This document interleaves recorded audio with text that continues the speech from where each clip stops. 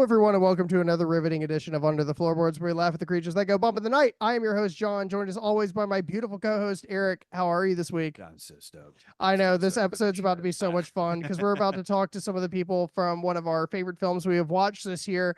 First of all, writer, director, actor Guile Branco. Welcome. Hello. Or Thanks is for it having me. Branco like the Wild Steve? Like, did I fuck that up already? You did fine. Guile Branco. You have to say Branco with gusto. Bronco, yeah. I can roll my R's. I'll get there. I just can't roll my video footage for some fucking reason in these episodes. For actor, producer, Louis, as I've heard, Diamato. Welcome to the show, brother. Thank you. Glad to be here. Absolutely. Man, let's hope so. So for famous last one. So for some of you that are aware, we did a pre-screener a while back for a Halloween feast. So we're super excited to have some of the cast and crew and the brain children that are behind this movie. So there's so many questions I want to ask you, and it's going to be mostly spoiler free, but there's going to be some shit that we kind of get into. And the first thing I kind of want to ask, just with a brief plot synopsis, Guile, I'd love for you to give us the synopsis first, being the person that wrote this, because I have a really important question for Louis here in a second. Well, the synopsis is basically, well, off the top of my head, it's a story about a family.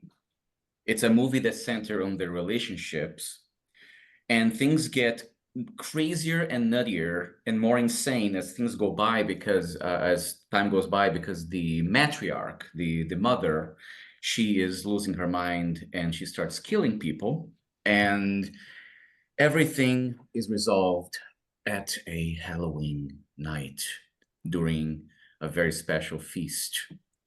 It's a horror comedy. It's a tragedy, but it's kind of funny. And a family movie. It's all about family at the end of the day.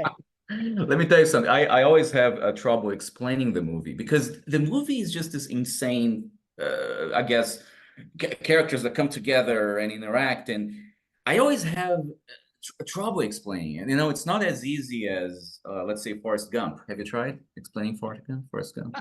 Multiple times. Multiple times. Okay. Well, It's hard. There's some AIDS. There's a guy that can't read. There's a lot that goes into that film. Yeah. So Halloween Feast is kind of like that, because you can't just say it's about a woman going crazy and killing people. There's a lot more to it. This isn't an elevator pitch. Yeah. It would take me a ride to like the top of the Burj Khalifa in Dubai to try to explain this whole movie to you in a few words. Anyways. So this film, the matriarch that you're talking about, is actually is played by one of our favorite people, Lynn Lowry. Yeah, absolutely love Lynn. She's absolutely incredible. She's so funny. She seems like she's incredible to work with. Asked me out once. Oh, okay. Nice. Can confirm. Can't confirm he was there. So that's actually part of. Well, my first question is for Louis, actually, because Call him Lou. It's okay. No. Not for the canon. Not for the lore. I'll say anybody that's following this journey deserves this. But you know, we've seen her in a lot of films, like Model Behavior or Model Hunger, is a similar character. It's not the same character to what she plays in this. But I gotta ask, Louis, what was it like to be topped by Lynn Lowry? Oh my God. I was, when I first met her, I picked her up at the airport. And when I first met her, she was so meek and mild, although I've seen some of her films too. And I knew that that's not really what she can portray. Oh yeah. To be taught some BDSM by Lynn was quite fun.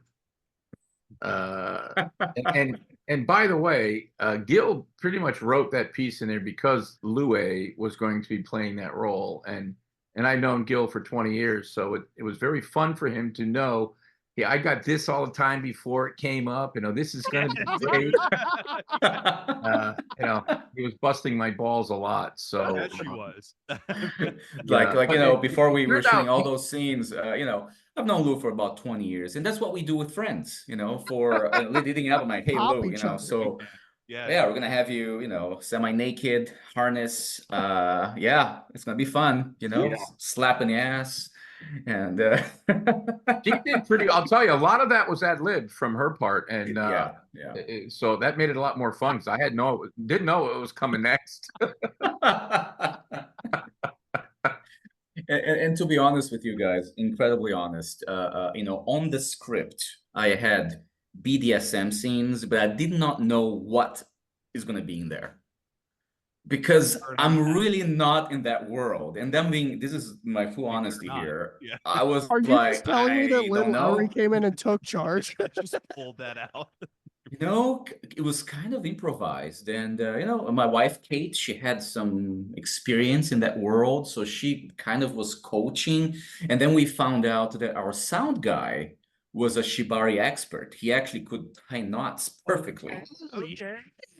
Just incidentally, this wasn't on the resume. This was No, we had no idea. So we had the sound guy doing all the knots and all the crazy, coming up with ideas, and it was a collaborative thing, basically. And I was just watching and thinking, thumbs up. Yeah, I like this. Yeah. Dude, the fact that y'all incidentally had somebody that could have sex doing a handstand on set that wasn't actually part of the film is fucking incredible. Yo, LA's so fucking sick, dude. It is. I mean, how many people can actually say they had Lynn Lowry or the character sitting on their back, riding me and having me bark and oink like a pig? I mean, It really? could have been you, Aaron. Could have been me. It wasn't. No, you were not quite old enough for her. And she did shoot him down. She did. Well, and then I remember I brought that inversion table. There's an inversion table, BDSM scene, which that was kind of my idea to bring it in. I didn't know how it would work, but That all alone? Yeah, so Lou was being, upside down while Lynn was on top of him. And By the way, interesting. they took that inversion table and fixed it so that it literally inverted all the way. So I'm going all the way down, all the way up, over and over as the shoots were being taken. And Loe felt a little sick in that scene. Yeah, Loe had a little problem. Yeah. Thank God those knots came off very quickly. He was an expert. Yeah. The Harry Houdini of sex, or the Harry Luini, I guess. Yeah, that's it. I like that. That's Me likey.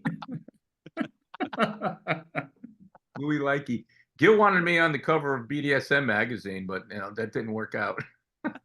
Yet. Hey, the movie's not out yet, man. I'd Just sell wait. it for any magazine. Right? Yeah. Yep. Better Homes and Gardens. I would pick up that issue in a heartbeat at Harris dude. Teeter. Building a sex dungeon. Let's go. Oh God. So obviously there were a lot of, this being an indie film, there's a lot of trials and tribulations that kind of comes along with that. And I know, Gil, we talked about it a little bit, or Guile, or Guile, or however you want to go by. Guile's okay. Yeah, Guile's okay. Okay, cool. Or Guile. Guile is good too. I like Guile as a Street Fighter guy. Yeah, Guile. I appreciate. Yeah. All right, Guile Branco. We'll go by Guile Branco. I like Guile. Yeah. I do too. I have some guile in me. But obviously there's a lot of trials and tribulations, and Lue, definitely feel free to jump in on this, but in the independent world there's so much shit that comes along with that. What do you think was one of the biggest tribulations that you kind of had getting this film together? And Guile, we'll start with you. Well, okay, so once we had the resources to make the movie, that was easy because we had a great team. I mean, we had an amazing team. Everybody was happy on set. We had our producer Sabrina, who was she was a line producer. She was an on-set producer, and she was cleaning the blood sometimes after the insanity. We just had a great team. The hardest part was actually getting, I guess, the money together and the resources. I mean, I lost friends because I was asking people for money, and you know that doesn't go very well with some people. And we did a crowdfunding campaign to try to get the funds. In the end, that wasn't enough. So it was just getting all of those, I guess, finances together. That was by far the hardest thing for me. Shooting the movie was very straightforward because we had a 19-day schedule, perfect schedule, which basically we knew exactly what we were shooting every day. We had the breaks in, we had everything. We never went over 12 hours. We had 12-hour days, which were perfect days. I can tell you some of the issues we had, which were outside of my control. Is for example, the main house of the Long family, where most of the things happened. We rented a house on Airbnb in East LA, which was a couple hours from me in traffic, really. And we got a permit to shoot there, but the neighbors were not happy. And the neighbors were so upset that they started just calling and telling us that we don't want any filming here. And our producer Sabrina had to calm them down. In the end, we had to eliminate all of the night scenes because they wouldn't let us shoot overnight. So we had to tape the windows, and this was last minute. We had to have a crew and assistants with. I remember me and Loe went to Home Depot, and we're buying sheets of black like bags to cover all the windows around the house so we could film the night scenes in the house. And even doing that during the day, sometimes the neighbors would turn the music up to screw with us. Oh my God. Dude. So Put the dog out to bark all day long while we're shooting. Oh God. Oh. So you had a scene where you shoot. Yeah.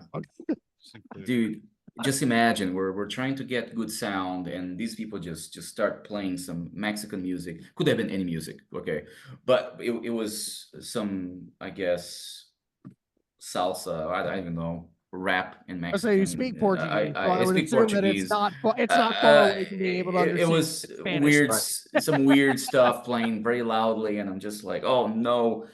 I think we were very lucky because we had a very good sound guy, and in the end we could clean it up and it was fine.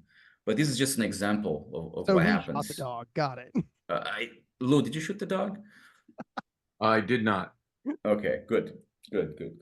I wouldn't admit that on here. Apparently, we're live. So. Also, one thing I can say is we were pretty much post-pandemic. It was 2023, so things were already pretty much better than it was before. But there was this fear that somebody would get COVID. I mean, we were freaking out because people get codes and stuff on set, and we didn't know.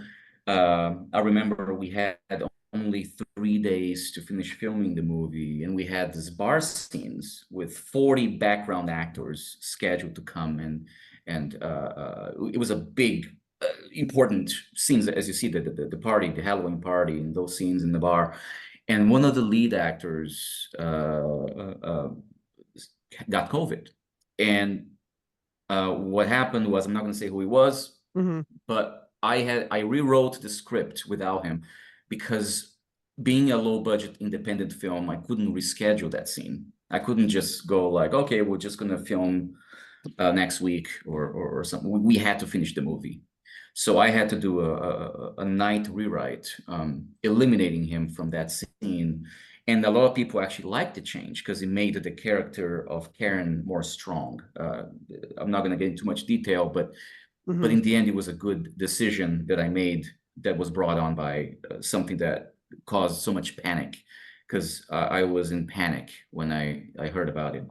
And in the end, it all worked out. So, when you're shooting a bigger movie, you have a contingency, I guess, where you can reschedule things, where you can, oh yeah, let's reshoot this because not good enough or whatever. We didn't have that luxury. So, like, and we're very lucky that on those 19 days, we really got everything we needed, and we finished the movie, and it's done. Yeah, he hit on everything. I had a few things in mind, but he touched upon everything. I think the biggest thing was the budget. In the beginning, the phone call came from Gil November before we started shooting. He said, I really want to do a Prodigal Feast back then. And this is probably the second or third time he's called and talked to me about this. The first time he did it, we were going to do it. It's a good thing we didn't, because we just weren't ready, prepared financially, and we didn't have the people. This time it sounded like Gil's doing it come hell or high water. So I said, let's do it. And he came up with a simple, small, tiny budget. And within 2 months, it grew 10 times that. And Yep. running to the bank every time I turned around. Gil's running to the bank. We're throwing stuff in there. So yeah, that was a scary moment for both of us. But we got there. We believed in the movie for obvious reasons. And then the Airbnb was another big push, big problem. And the COVID.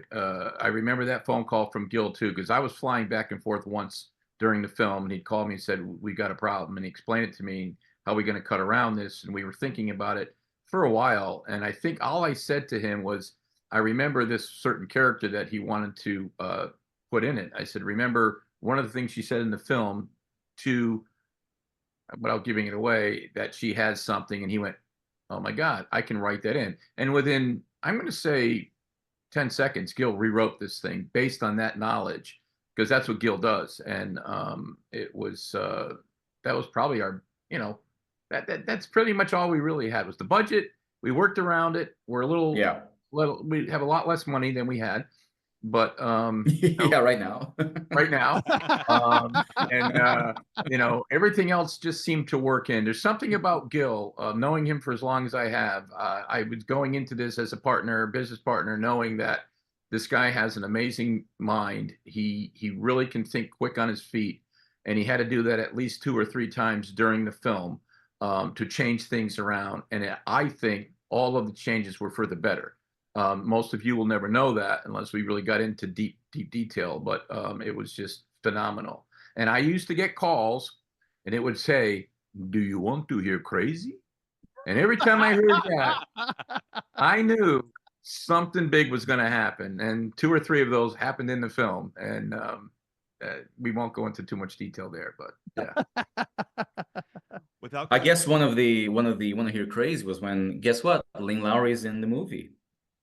Yes, that was my first. Do you want to hear crazy? I go, what? What do you got, Gil? Lynn Lowry. I go, what about her? We got her. I go, what? I go, that's more than crazy, dude. So that was the start of this movie just going up and up and up, because Lynn brought nothing but perfection to her elevation. role. Fun to work with. So fun to work with. We're biased, but yeah, we are. As I'm sure y'all are too.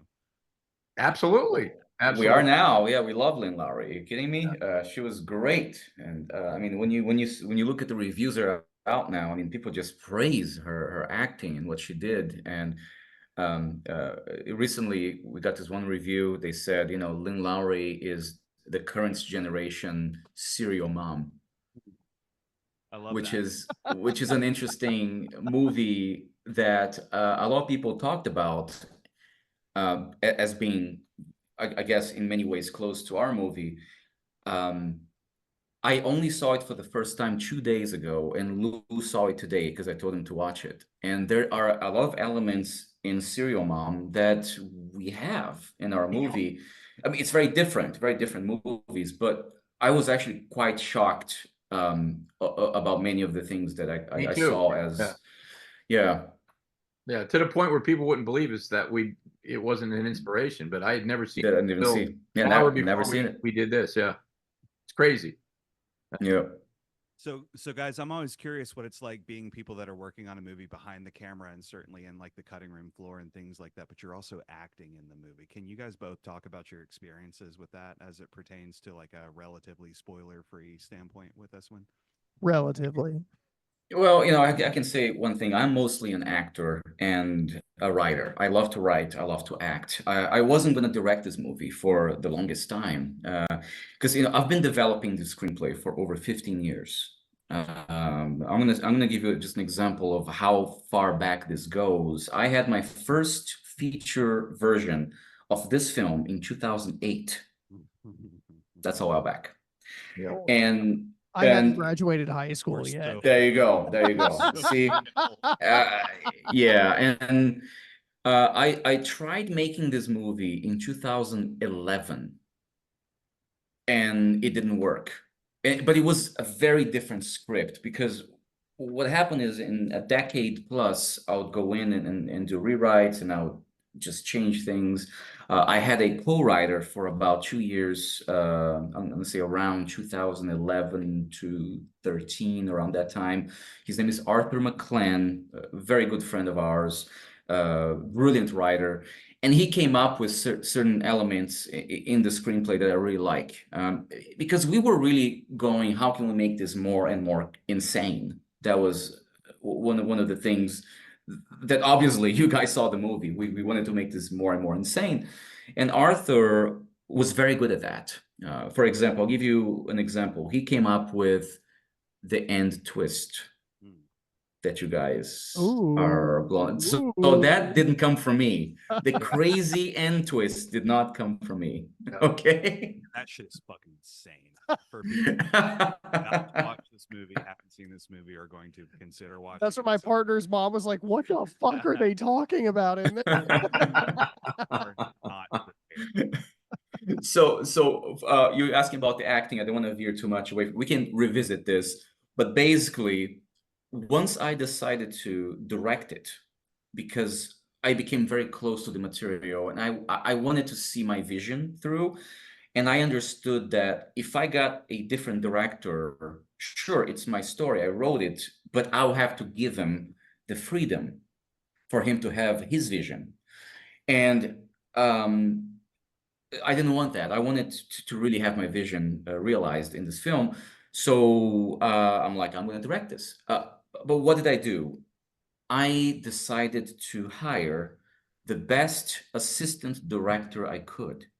I wanted to find an assistant director that was not only an assistant director, but a director herself. And in that person, I found this woman called Genevieve Cortez. And Genevieve, she directed me. I was an actor in a short film. She's from Australia. She's awesome. And we had a great time together. And I really, really felt like she would be my director. She's a AFI alumni. AFI is the American Film Institute, which is it's highly regarded as one of the best directing schools in the US, in the world. And I'll never forget when she asked me, but Gil, what do you want me to do for you? And I said, don't let me fuck this up. Basically, that was the gist of it. I felt that on a spiritual No level. pressure. Yeah, that was the gist of it, because I know I don't have the schooling. My experience as a director is watching directors directing me. Exactly. I don't have and I'm very honest about it. I don't have the technical know-how. I don't have, I have the vision. I know what I want to realize, but I need help. I wouldn't trust myself to be directing and acting, and acting with, okay, a DP who is focused on the image and the whole camera stuff. I wouldn't trust him. I needed to have the DP, and I needed to have Genevieve, a very experienced director, looking at that monitor. And I trusted her because we didn't have the luxury of time. So basically, I couldn't just shoot when I had, for example, a scene in which I'm acting. We didn't have time for me to go around and watch my performance. I had to actually, I looked at Genevieve. I said, Genevieve, we did 3 takes. Are we good? She says, we're good. Move on. We had to move on. Yeah. Yeah. So many of my scenes in which I'm acting, I didn't see until I was cutting with our editor, Ryan Kelly, in New Jersey. That's a level of trust that I don't possess. Yeah, that Mhm. that's fucking crazy. And also like on that same level of trust, I mean, like obviously, you and Lue have been working together for so long, and I gotta ask because this feels like one of those like, hey, I've got something crazy for you. You know what I mean? And like, I gotta ask, what was it like when you read your character for Dr. Park for the first time? Because you have like a crazy fucking journey This is through the this compliment, dude. Yeah, when I'm reading it, I was drinking it up. I mean, as an actor, you've got to love that role because you get to do quite a few things. And as I was ripping through the pages and saw what he was doing and what he was going through, I said, "Oh my God, this is fucking great! I just can't wait to do it." But you hit on a good point. I'm also producing the show, and my very first day of acting, when I sit down and talk to her as the doctor for the first time, that was my first scene too. But I was a half hour late because I had to stop and pick up some crafty stuff, and I had to get this, I had to get that, and I got stuck in traffic. And as an actor, I'm freaking out, but I'm going, well, wait a minute. I'm an executive producer. I think I can get around this. And then I got the call from Gil, and I knew. Gopher. I see Guile Branco calling. I go, here we go. I go, hey. He goes, where are you? I go, I'm about 20 minutes away. He goes, we're waiting for you. I go, okay, have some coffee. I'll be there in 20 minutes. So I came in, I threw on some clothes and a little change here and there in the dialogue, and away we went. So I can tell watching it that I wasn't myself as an actor. And I did what Gil did. I did not want to see anything. I just felt when this is done, Gil's going to come over. He's going to sit down with the editor. I came a couple of times also. And I just trusted Gil and I trusted Genevieve. And I knew our through Gil, our editor was phenomenal, as he proved to be. Yeah, And shout out to him. Ryan Kelly, our editor, he is incredible. And if I have my wishes fulfilled, I want to make all my movies with him in the future. yeah, I Hell concur. yeah. I What mean, a what a resounding seriously. fucking recommendation. Yeah, I yeah, concur. Yeah, yeah. yeah. Yeah, if anyone out there wants to hire Ryan Kelly, you can do that. But when I'm not filming. Right, right, It's like his right. editing fucking sucks. Like that shit sucks, dude. Because like you get really excited like walking into it. Because we just finished my first short film recently, and like sitting in the editing room, I'm just like, Yeah. oh god.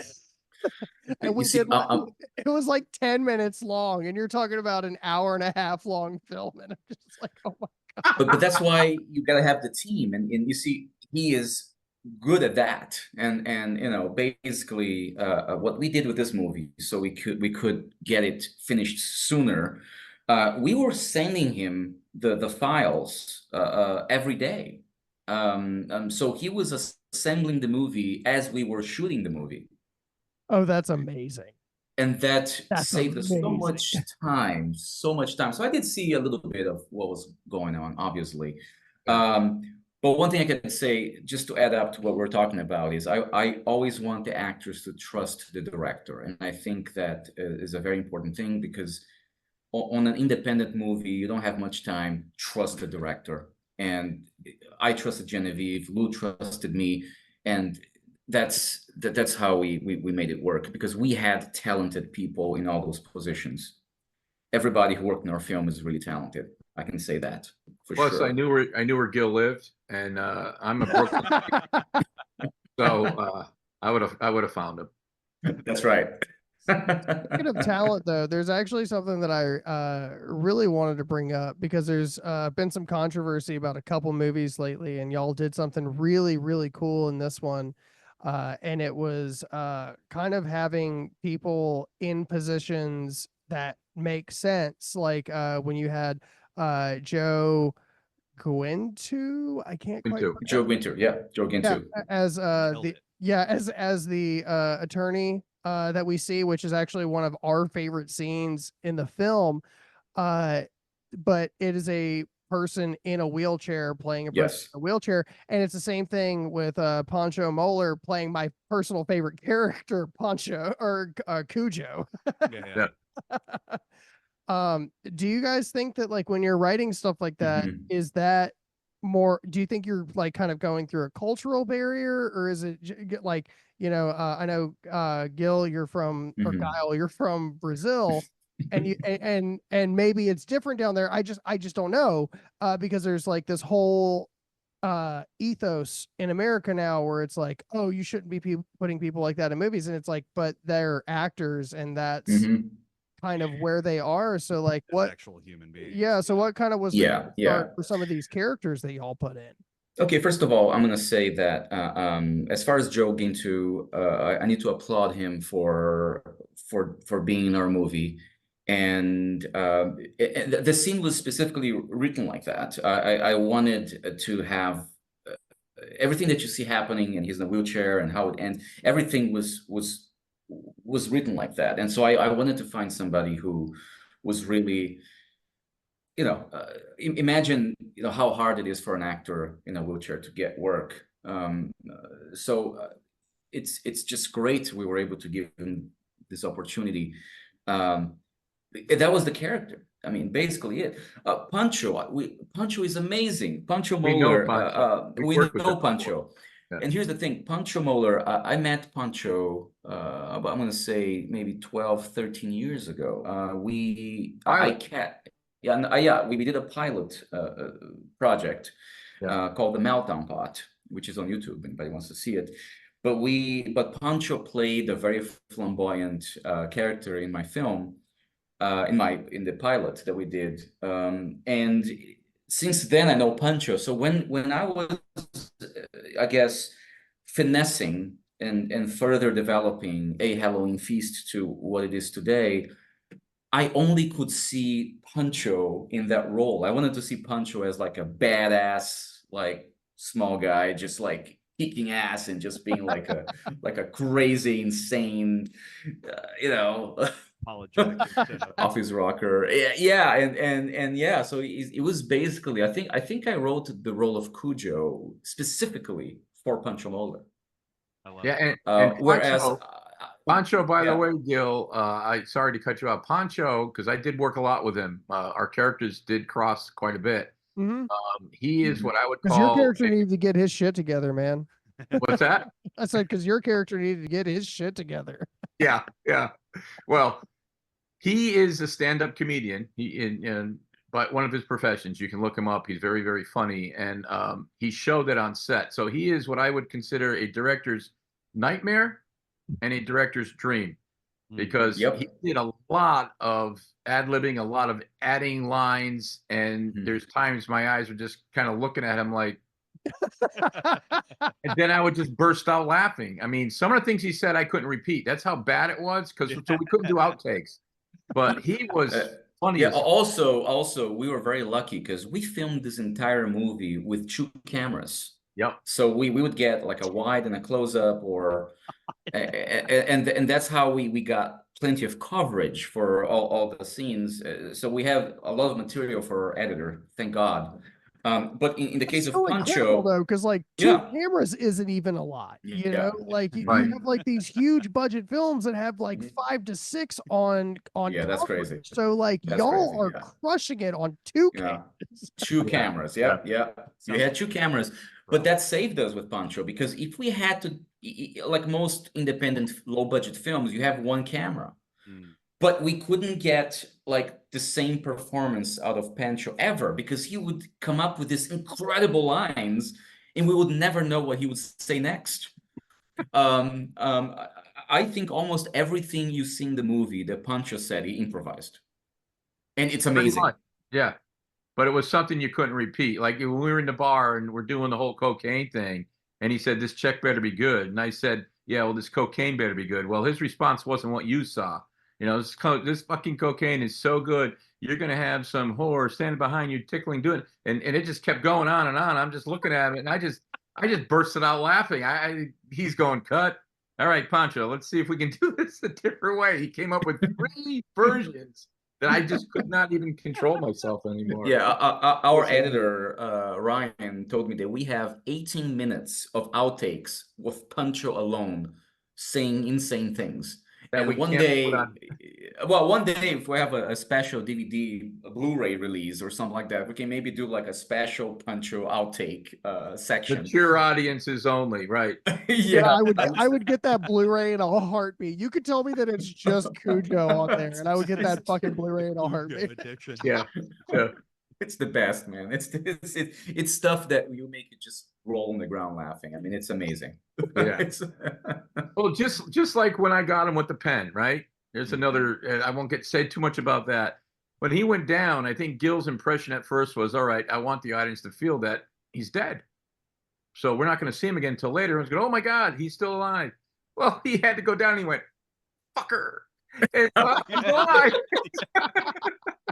And that's one of my that's one of my favorite scenes when he does that. I just after I heard cut, I just burst out laughing. yeah, that was not in the script. I mean, obviously not on the script. And I'm like, well, it is the best take we have. Let's keep it. And I love it now. I mean, watching that now, I'm like, I'm so glad. I don't know how you all kept it together on set. Honestly, It was hard. Yeah, It was hard. Yeah. one of those moments. I wanted to draw attention real quick to Miss Asia Lynn Pitts' character, Goth Girl. Oh, That was yep. my favorite, Susan, as you know, as it's his type. it's my type. I want to talk about the inception, or perhaps like the genesis of that character from a writing standpoint, of the casting of Asia and things like that. I don't know how many hands y'all had on that whole process, but I'm curious what that looked like, because that was Gil. in my opinion, that again, my favorite character in the film, but it's also one of those things where you're touching on something that is a trope, I guess is like the kindest way to put it, but you're also putting it in the context of this movie where it can exist freely. And I just wanted to hear what your thoughts on that were. Okay, first of all, you're not the only person who has Goth Girl / Susan as the favorite. I think she is the most talked about character from anywhere we go with this movie. People are like, Goth Girl, I love Goth Girl. Everybody is crazy about Goth Girl. And I'm going to tell you, as far as the inception of the character, how it started.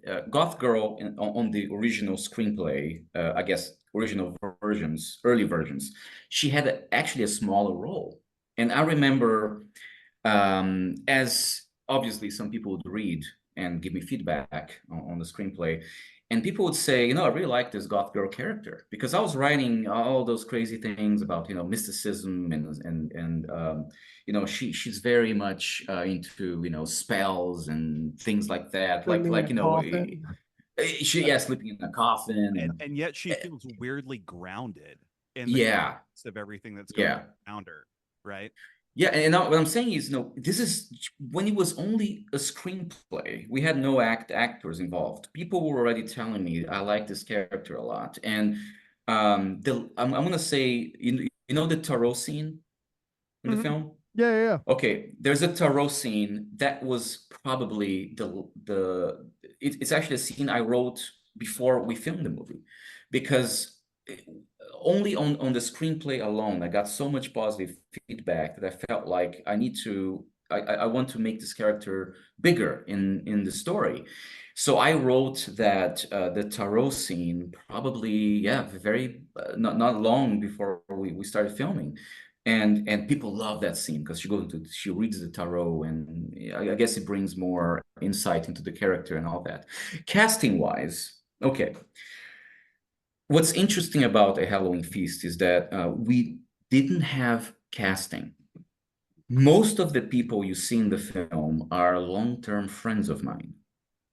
This was one of Gil's, I don't want to call it a dream, but his first feature, he wanted his closest friends to all be a part of it, whether it was behind the camera or in front of the camera, and he pulled it off.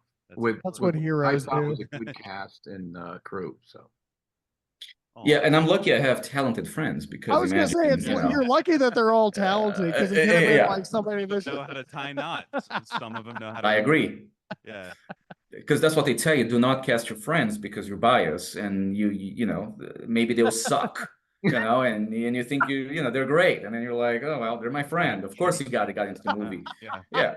Okay, listen, I completely understand that, but I had a certain confidence in the characters. Yeah. So except for Lynn, obviously Lynn, I didn't know Lynn Lowry before. Lynn Lowry was we wanted to get somebody with a name, and lucky us, Lynn is incredible as a person, as an actor, and she's just so easy to work with. But I met Asia Lynn Pitts, who played Goth Girl, the day that I had my first date with my now wife. Wow. So 6 years ago, 6.5 years ago, me and my wife went on our first date, in which we ended the night at Nika's birthday party. Nika played Lou's fiance, Rose, in the film. That's so dope. And we met Nika, you and I, at some shop years ago. And Lou and we met Nika at an acting class, a workshop, probably in 2014. Yeah. Which was halfway through the process of making this movie. Yes, exactly. So when me and my then first date, now wife, went to this, it was a goth night party for my friend Nika, who is Rose in the film So much My Birthday. Chemical Romance at that bar. I gotta tell you, I gotta meet Nika. Nika's amazing. Dude, she's great. She follows us. Just message her. Nika's amazing. But Asia was friends with Nika, and we met her that night for the first time, which was in 2018. And Nika and Asia have been friends for a long time, and it was actually my wife's idea. My wife Kate, she said, I think Nika should play Goth Girl. I hadn't thought of her back then, but once my wife said it, I it was very quick. I was just like, Incredible yeah, I think she'll be great. Yeah, I was just like, I think she'll be fantastic. And I pretty much called her and says, hey, do you want to play Goth Girl? I think you do fantastic. And she's like, yes. And I'm like, okay. But this is interesting. The web of how people got involved in a Halloween feast is, basically they everybody was kind of a friend of mine and different. Yeah, it's just wild. Yeah, except for Joe and Lynn. Everyone else, was a friend or Jackson was also Jackson plays Stuart. So Jackson Layton, he plays the brother Stuart. Jackson was actually a replacement. We had somebody else play the brother, and the actor got into Juilliard just before we were about to shoot, 2 weeks before.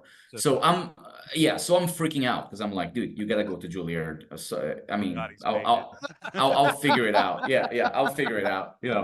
And I'm just like, oh shit, that's all I wanted. Move to the US and get into Juilliard was my dream. Anyways, long story short, the actor who left the project, he referred me to about 5 of his friends, and then I did a little bit of casting. So so that was the only casting that actually existed, was for that role.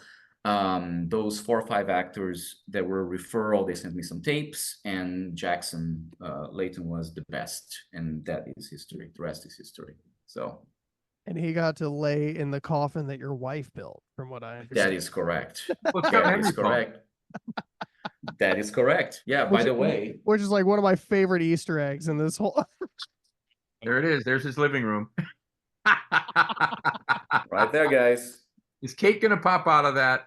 Nah, she's in the bed. She's working on her welding and other things. Yeah. So the coffin is actually our coffee table. We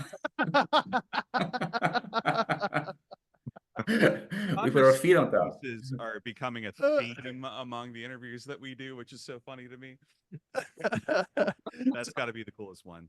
So I know that y'all are saying that like these are a lot of friends that were a part of this, which is incredible, and it makes sense that you guys were talking about earlier, like why there's so much fun that's happening on set, and everybody's very copacetic and excited to be a part of this. Yes, Cujo was my favorite character, and I was very impressed with Julia Coulter's performance in this. So How did that wheel get spinning? Because I saw that she is doing a project now that is Yep. not necessarily horror and it's a little more dramatic. Yeah. So how did those waves get surfed, I guess? Okay, so I've known Julia Coulter since 2017. She's been a friend of mine. I believe she was introduced to me by the guy who played one of the goons, because we have Cujo as Pancho Moller. It has two goons, and one of them is Raja Decca, and then we have Dustin who plays the other one. Now, Raja Decca has been a friend of mine also for probably close to 15 years. And he plays one of the goons. And in one of his, I guess, projects, read through, I met Julia. We became close friends. Now, Julia Coulter is a brilliant writer. Not only she's a great actress, but she's a very good writer. For her to say yes to being in my movie, I have to say for me it was an honor, because I know how good she is with story, with creating a screenplay. She is tremendous. So for me, I offered her the role because I really felt like she would be amazing in it. I had that gut feeling. Like I said, I didn't really audition my friends, which many people would say it was a mistake. But guess what? I think everything worked. Everybody was great, and Julia just brought such magic. There's so many layers to her character. I mean, Karen, she, if you think about all the layers. It's like an onion. You can keep pulling the layers. But imagine she left the parents' house, and things are just getting crazy and crazy. I feel like one of the main themes of this movie is disassociation from your problems. Think about that. Nobody, I mean, they can see that the mother is insane, but people just find a distraction to everything. I mean, okay, Karen moved out. She's like, I'm out of here, you know? The people who are still there, a fly goes around, they just take them elsewhere. I mean, Stewart says, can't you see what's happening? Oh, no, it'll be fine. We need just time. Everything will be okay. And things just keep getting worse and worse and worse, and everybody just ignores the problem. Man, how did James's character? Yeah. He's like, what did he say one night? He goes, "Well, I just smoked some pot and drank a couple of what was the drink?" He said that the father is played by James Griggs. He plays Richard, the husband, and he's somebody who has all the time in the world. He's supposedly a writer. He never finishes anything, and he basically he gets his finger cut off and fed to him in the first 5 minutes of the film. He lost the finger and he ate it. He literally his own choked finger, on it, by the way. and he's okay with her coming back. Yeah. So we were very lucky he didn't. You say he's okay with didn't it have her an coming issue back, there. but like that scene where like they're all sitting down in that first therapy session is so fucking funny. It is so goddamn funny. So About that, Lynn, myself, and James sat and talked about that, and we literally came up with little nuances. I think that helped make that funny, like the poking of him. I said, just poke him. I said, James, you jump. And then Lynn says, well, what do I say? Talk about the finger. And it went from there. And it turned out to be really, really good. Yeah. Yeah. It's a great scene. Yeah, I have to say, everybody did fantastic. But going back to Julia Coulter was just a matter of, I trusted her, and I was right. And I think that I trusted all my actors, and incredibly, I was right. Except I think everybody delivered. Well, I mean, Louie, no, you did fantastic, man. You guys got a high Seriously, five afterwards. It was fine. Everybody's right. great. My only regret is I didn't have more BDSM scenes. Yeah, shut up. Like you know, if I had more money, more time, you know, I would have probably written maybe 4 If or 5 Lue was a additional little bit more BDS, comfortable. Blue BDSM could have been scenes. better, man. You could have Oh no, I don't care about that. broken some Him uncomfortable, who boundaries. cares? You Yeah, know? that's the whole point. Yeah. That's why Add we're some here. harness. That's the Yeah, craziest yeah. shit about a contract. Is like, you want me to do what? We're expanding our Expansion was a good way to Yeah. put that. expansion was. You know, Yeah. I got this beautiful gimp mask. Did you see the gimp mask? Like all leather gimp mask, and you know, he's in there wearing it for like what, 2 seconds?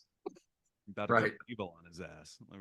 Yeah, you were very I nice to mean, me. You were very seriously. nice to me. I'm sure there's a lot of footage that he could. That's a compliment. One of the things that I love so Oh much man. is how it flirts with that there is a fine line between horror and comedy, in my opinion. And I think you both obviously Yeah. agree with that. What is the role, do you think, when you're writing a horror story, but you want to implement the Mhm. absurdity of all of this? Like, it is funny, it is stupid. Like, there's a layer of what, you know, I'm just curious, like how easy is that to tread that line? Here's what I'm gonna say. I'm gonna say that the screenplay is the backbone of the film, and that what should be everywhere. You must have a tight script. I've been asked before, how did you achieve the balance between horror and comedy? The writing. The writing has to have all those elements. If it's not on the page, it's not going to be on the screen. Sure, we improvised a little bit. Things came up, and we made probably some things better by improvising. But what you see, the beats and all that stuff, it was on the script.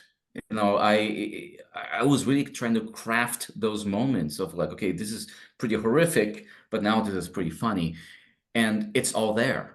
And it pretty much took the script, and then, you know, ultimately, the movie is built in the editing room. So I think in a way, I just had to have enough footage from what I call, in my opinion, a very good screenplay, so that my editor could take that and find the beats. And sometimes you work on rhythm a lot. When you're cutting the film, you have to make sure that it flows. And he is a master of that. And just taking those moments and all that footage that we shot and being able to just build those moments, the tension.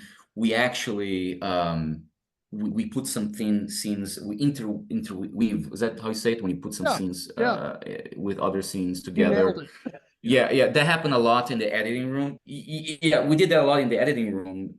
For example, on the script, we had the full tarot scene and then the full corkscrew scene, which is interesting, as you guys remember. And my editor was able to, he put them together. They cut those scenes as like back and forth. We had a lot of that. But I'm gonna go back to saying that, you know, like why is it so funny? Why is it so horrific at times? I'm gonna say screenplay. And I'm going to interject Yeah, there too on the comedy. screenplay. I'll interject a bit. Gil's been writing this, as he's told you, over and over, quite a bit. Well, that comedy has changed quite a bit too. It went from more of a slapstick type comedy, and moving along, as Gil saw it as he was writing it, this is going to need to be a lot more dark to make it work because of what was going on around us. So that dark comedy really blended in nice, because you got someone getting their brain pulled out, and then a corkscrew, and someone's opening up wine.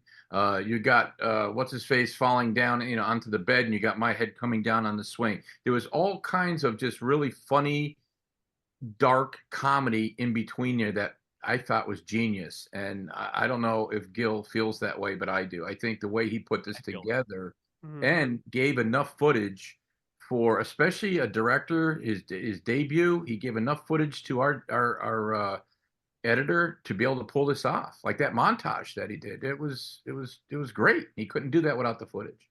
So Yeah, our editor, man, Ryan Kelly, again. I think, to be honest with you guys, I believe the film came out better than I thought, because I think we all knew we had some shortcomings when it comes to, you know, resources and all that. So the movie, in the end, I think as a product came out way better than I thought it would be. And we lucked out with our sound guy, that Polar Sound. I mean, that was just by luck or by crook, talking to Gil, and we found this guy, Jordan, and he did a phenomenal job with the sound, and it really helped everything also blend in nicely. And I think I will work with him again and again if we could, you know. And I think sound is definitely like one of the biggest trials. Again, coming from personal experience, I think sound capture is insane on a So lot. important. Yeah.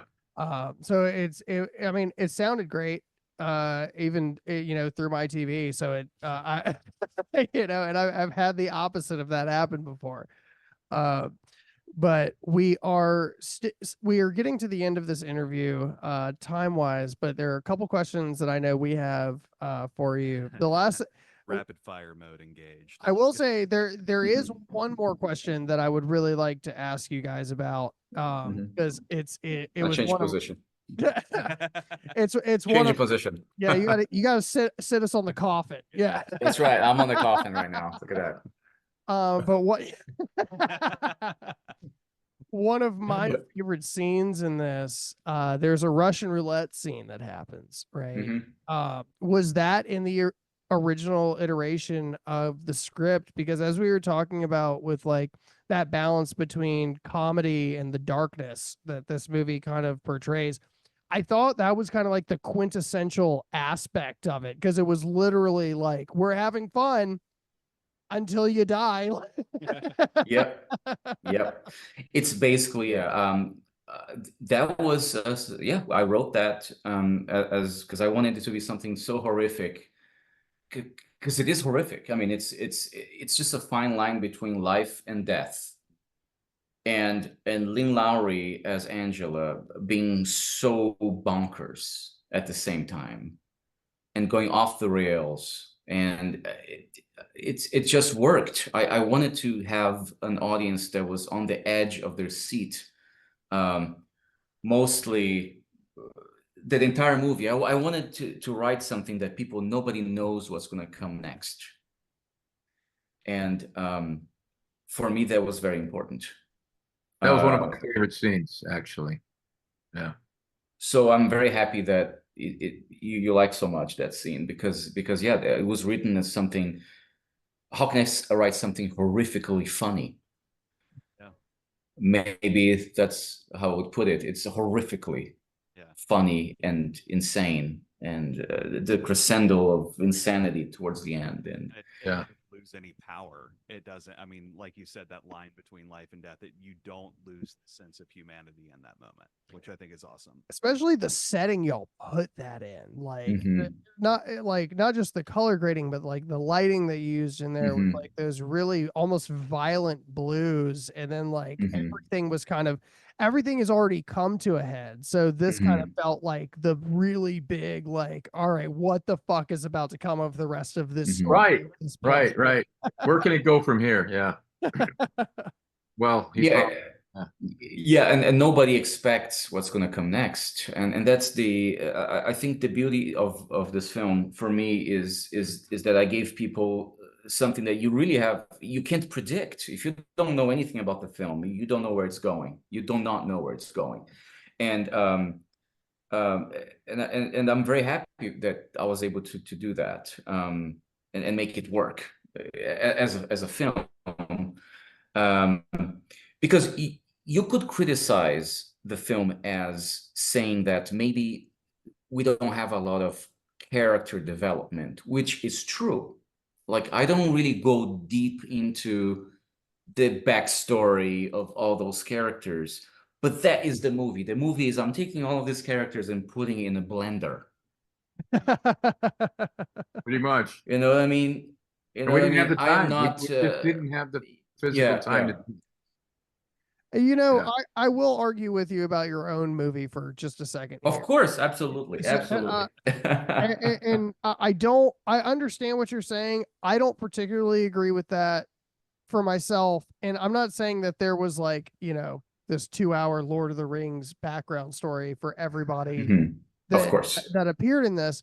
However, and this is something that I talk to Eric about all the time, is I think that there is a level that storytelling needs to start getting back to that I thought this movie did do pretty well, where a couple lines of dialogue tells us a lot about each character.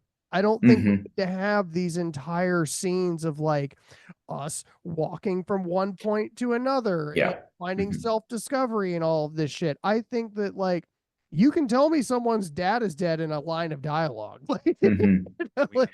going to agree with you. I agree with you. What I'm saying is just that this is what Halloween Feast is. I'm trying to make these characters interesting. You know, I had somebody who told me, who was Mark, but where he come from? Where does he live? I never saw his house. I mean, he was asking me so many questions that I was just like saying, I don't care about any of that. Because Yeah, I you don't said need- so and stop listening to Cotton Eye Joe. Like, That's not the point. Yeah. How about you create his backstory? You know, I even like to give the audience, why don't you create the backstory for the character? You know, That's awesome.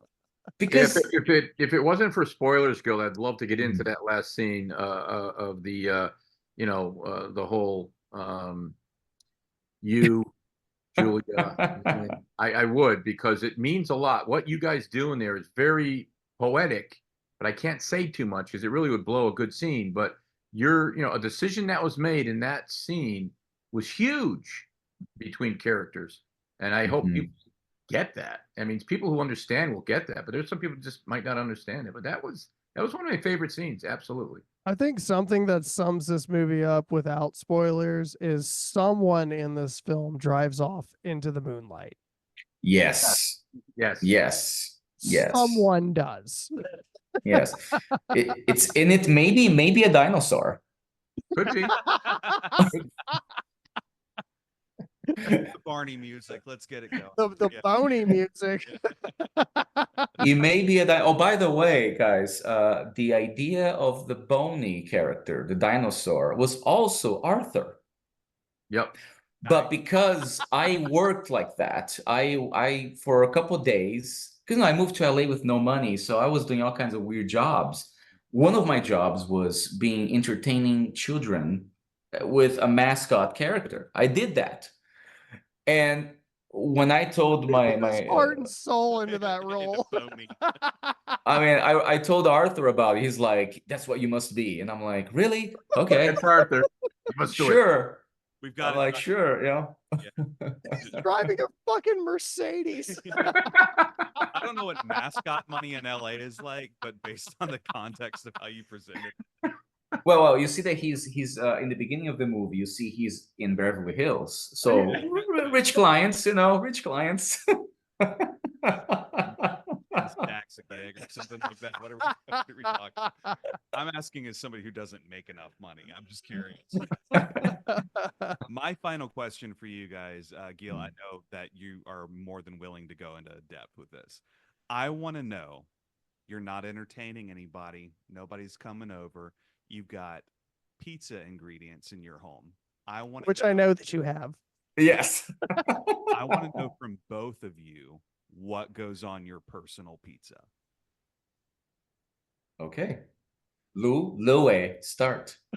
My personal pizza, as in actually when I make a pizza. If you make a pizza Hell yeah, for brother. yourself, or perhaps order one for yourself, I'm just curious. No, I make it. I make the dough and spread the dough out, and I got some homemade sauce I'll put on it, and then I grab hamburger. See, that's something that nobody does out west in the East Coast, especially in the Northeast Coast. We have hamburger, not meatballs, and I put hamburger all over it. I put onions in it, and that's all I do. And then it goes in the oven, and it comes out about that thick. I'm not a thin pizza I thought guy. you were about to put the pickle so hard on there. Just hit that burger. I'm Italian. That's about as best I can do. All right. So my pizza, first of all, I'm a little lazy, so I won't do the dough. I'll just get like a frozen pizza at Trader Joe's. But I'll add stuff to it. And what I'm going to do is I'm going to put about a pound of garlic on top because I love garlic. Okay, I'm just gonna squeeze a pound of garlic on top. Then I'll put probably, I don't know, 50 Kalamata olives cut up on top of it. And then I'm going to mix Toscano cheese with Munster cheese, and I'll make it also this thick. Can we have a Fif- comparison between the thicknesses real quick? Well, very I've seen thick, this very cheese thick. ball. Yeah, I've yeah. seen it. It's very good, by the way. I had it just a couple of weeks ago. Very good. That's right. That's right. That's right. That's right. That's right. And then it's in the oven for 15 minutes at 475 degrees. Ooh, a little Exactly. crispy. Got it. He's well done. That's Got right. it. It's the exact time, and it's perfect. Yeah, I'm I did mostly- forget the provolone cheese too. Sorry Mhm. about that. Okay. I assume. He's like, I gotta catch up now. He just named like 5 other things that aren't Yeah, I hamburger got- and onion. I gotta talk about the cheese game so people know that I'm still Italian.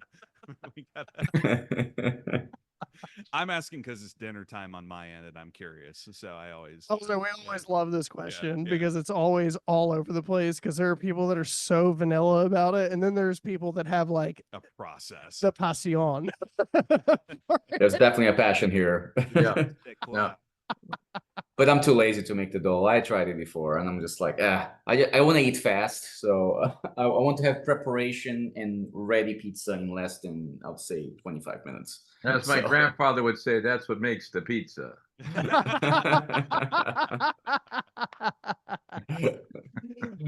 So we've had so much fun talking about this incredible film that is coming out what I would assume is the week that we were dropping this, but give us a little bit of information on how everybody can see this film. All right, folks. So September 10th, we're on Amazon. We're gonna be on iTunes. We're gonna be on many Apple. platforms. Yeah, Apple TV. It's already there for pre-order already, actually, on Apple TV Plus. So yeah. So people can rent or buy, and I believe October will probably hit some platforms in which you can watch for free with ads. We'll cover that when it happens. Yeah. So we'll keep you posted, and I'll let you know what's happening. But the movie's available. Yeah, And it's anybody can see it. Yeah, if you want to see BDSM, Lynn Lowry, some comedy, some blood, some Cocaine. cocaine, Yeah. some giving fucking roles back to little people, giving roles back to people that can't walk. We That's get a my lot going biggest on. reports. Yeah. There's a lot of things in this movie, man. It's a lot of stuff. Well, I know I can speak for both of us when I say that we both had an absolute blast watching it, and really appreciate you giving us the opportunity to do the pre-screener for you guys. Mhm, I know that's always weird with meeting new people on the internet Mhm. and such, but mhm. let's give it up one more time for Guile Branco and Lou. Thank you so much, guys. Thank you so much. And and and also I want to encourage people after seeing the movie, if you liked it, go on IMDb, Letterboxd, rate us, write a little review. I'm all for honest reviews, so if you didn't like it, don't write anything. Okay. Because we'll do an episode. Yeah, don't write anything. But if you liked it, go in there and help us, because we need that word of mouth. We need people to be behind it and rate it, and and I don't care. Just and be it helps honest. y'all trend too. Like, just Yeah, don't be an yeah. asshole. If you didn't Yeah. like Right. it, don't say anything. That's what we do all the time. Is if you don't like something, don't say anything about it. We don't do episodes like this for shit that we don't like. Mhm. Right. Well, I can say we really do appreciate it. I did listen to your other podcast with Gil, and I thought I was laughing. It was phenomenal. I said to Gil, I got to meet these guys. He said, "Oh, wait, you will." Awesome. You're on. You're on the same coast as me, right? Aren't you on this side? East side. Yeah. East Yeah. side, baby. Yeah. Same here. But again, guys, make sure that y'all are checking out a Halloween feast, especially soon, especially right now. It is spooky season, guys. So if y'all want to see Lynn Lowry and blood and guts and leather And fucking foot jobs. and fucking cocaine, check this film out. Again, That's right. congratulations, guys, on a phenomenal film. And thank you guys for joining us once again, where it creaks, it cracks, and we laugh at the creatures that go bump in the night. Good night, Love everybody. it. Thank Good night. you. Cheers, guys. Cheers. Bloody cheers.